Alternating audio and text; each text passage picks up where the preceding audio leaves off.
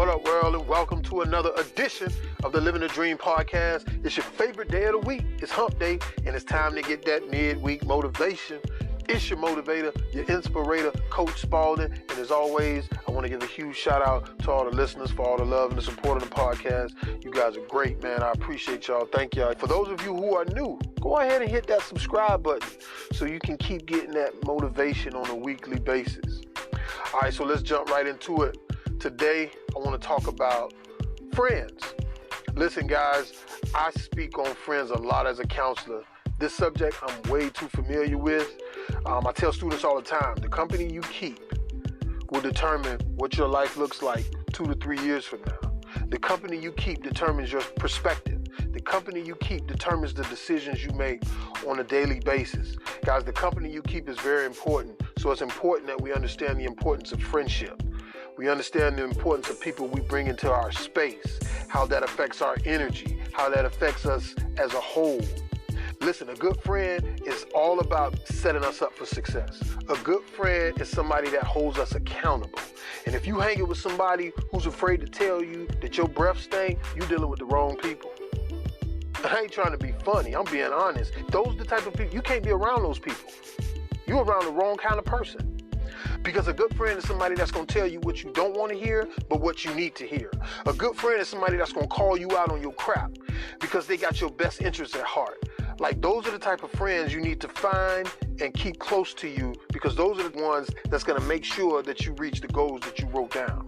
And what I know about these students today is that they need people around them that make them feel good about themselves. And I'm telling you from experience, it's better to have 2 friends than to have a classroom full of fake friends. I'm going to say it again because I want you to get it. It's better to have 2 friends than to have a classroom full of fake friends. And what I want you to do today is figure out what you can do to be better at selecting good friends. So here we go. Principle number 1. You have to do friend interviews. You have to interview all potential friends. You have to ask certain questions to gauge what type of friend that person can be. What do you like is cool, but when we're talking about the term friends, you got to go deep. Like, are you going to college? What are your dreams and your goals? Who do you look up to?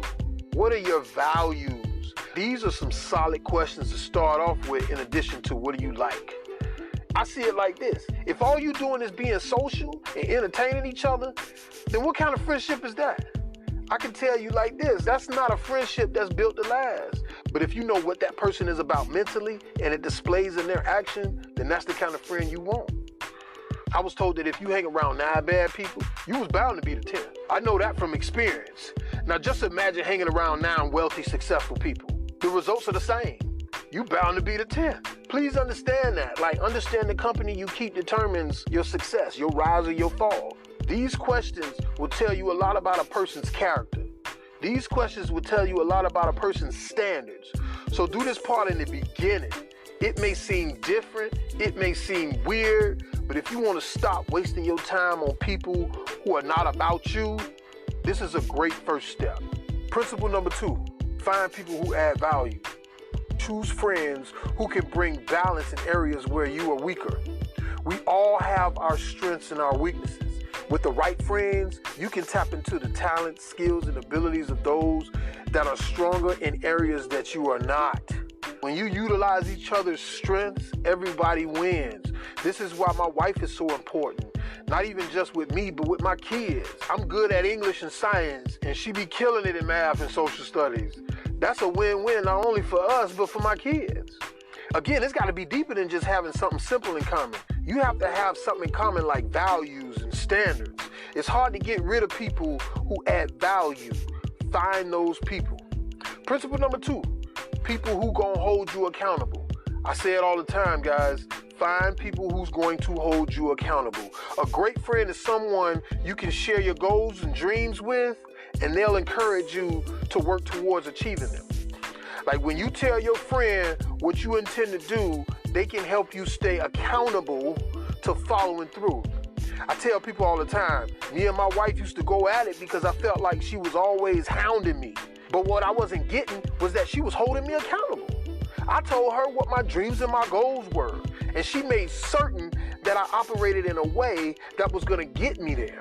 So when I finally grew up and stopped playing victim and stopped acting like my wife wasn't for me, I understood exactly what was going on in that moment. She was trying to keep me focused. She was trying to hold me accountable. And those are the kind of friends that you need. So remember, when we're talking about picking the right friends, we got to start with a friend interview.